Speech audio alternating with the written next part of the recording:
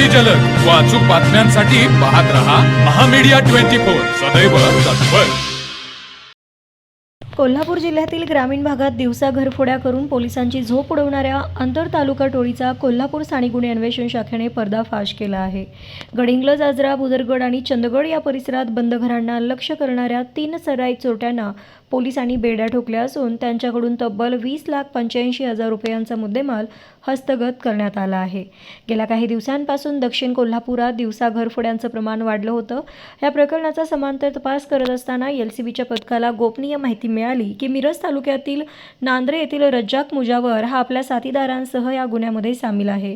हे चोरटे चोरीचे दागिने विकण्यासाठी करवीर तालुक्यातील उजळाईवाडी परिसरात येणार असल्याची पक्की खबर मिळताच पोलिसांनी त्या ठिकाणी सापळा रचला।